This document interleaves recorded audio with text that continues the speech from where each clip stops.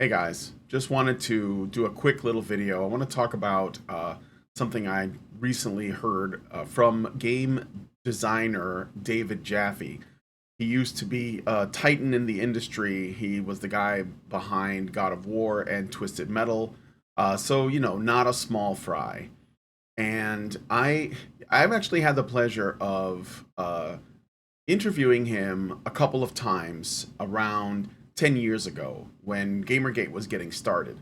And it wasn't like the most let's say it was cordial and polite, but it wasn't without some resistance. Now, David Jaffe is an interesting character study that I'm going to be working on a longer video on because he is one of these people that, was always kind of like really imaginative, as a Gen Xer like me, tends to dislike authority, yet he kind of caved in to the progressive, modern, liberal politics of the day, and I think he's sort of like in a weird place because specifically his IP, God of War, has basically been co-opted by people who hate the original games, and they've done just crappy things to his franchise and his legacy, and he doesn't really know how to deal with it.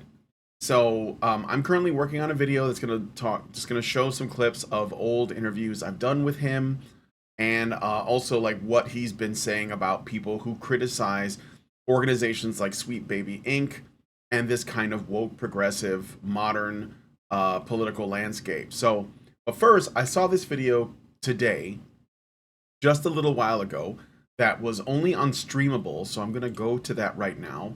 This is David Jaffe on gaming needing Blackrock money. So we're gonna take a look at this really quick, and I'm gonna give you my brief thoughts, and I hope that you'll give me yours. So here we go. Here's David Jaffe talking about Blackrock. The budgets on these AAA games and movies are through the roof. And with more money comes more fear. And with more fear, the studios throw a bunch more cooks in the kitchen to protect the money. And with all those cooks in the kitchen, the end product becomes watery and flavorless and bland and shit. And that's why you see the games you see getting hit. You're not seeing this in AA, you're not seeing this in indie. Yeah, indie has a lot of progressive games, but you also have a fucking game just came out where you can play as Alex Jones. All right, you can do whatever you want if the budget is cheap enough. It's the AAA, quadruple A shit, if you listen to Ubisoft, that's getting hit because without the money they get from companies like BlackRock, they can't operate at the level that customers are demanding. So, of course, they're going to acquiesce to these demands, whatever you think of them. All right, so what he said is true, but here's the thing. This should only fuel your drive to support smaller developers. I mean, obviously, this is something that I've been saying for a long time.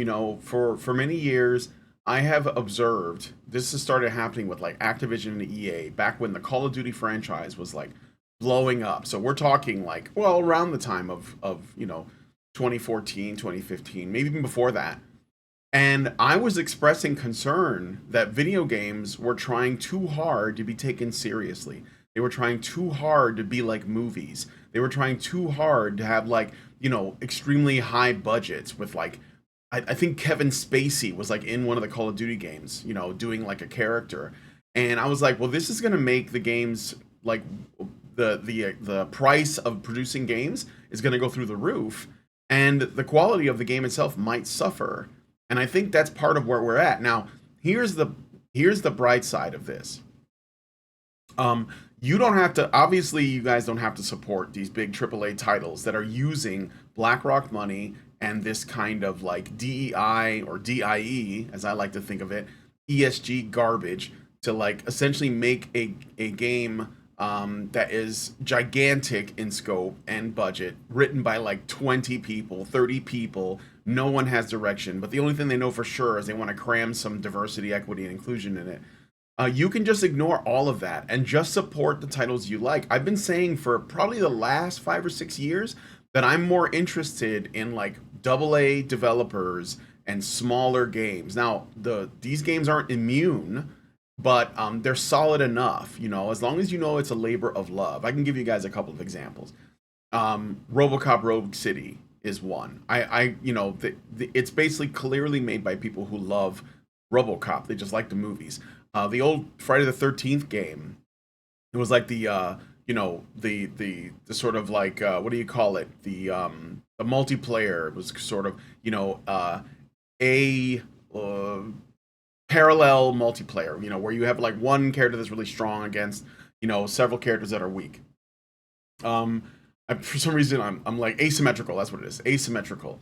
And then, but that was a great game, and clearly it was a labor of love. You know, I think that maybe, I'm not sure, but this new Texas Chainsaw Massacre game could also be really good. I love Helldivers 2. I've been playing the shit out of it. I really enjoyed the is it called Vermintide? Vermintide 2. That was like a Warhammer thing. Also, I think, you know, it was janky and buggy and stuff, but a lot of fun. And there's plenty of other examples. And so what I would say is we don't have to go to the super indie because a lot of the super indie stuff is also pretty woke. I mean, it's up to you if you want to go with that, but that's, for me, I'll avoid that. But the stuff that is clearly a labor of love is the stuff I'm most interested in. So yeah, I think David Jaffe is correct, but I think that where he's wrong is in another video that I'm currently working on a response to, where he basically says that, you know, if you're against Sweet Baby Inc., you're a bigot or whatever. I think this is a ridiculous line of thinking, and I want to go into that more because this is the primary cause of all of this moral cowardice around this subject of like combating this, you know, stochastic entryism, this woke Marxism that is creeping into every aspect of our culture. And we have to be courageous. We have to be brave. We have to like point out what it is. We have to, you know, identify it. We have to realize that it isn't just about, you know, women or minorities or whatever the purse puppy of the week is. It is about control. It's about destroying the culture, and we're going to fight against that. None of this shit was necessary. So, anyway, thanks guys for coming out. Give me your thoughts on this whole thing, and maybe make some suggestions. What are some, you know, smaller games or, you know, other by smaller developers that you think, you know, would do great things if they were allowed to grow?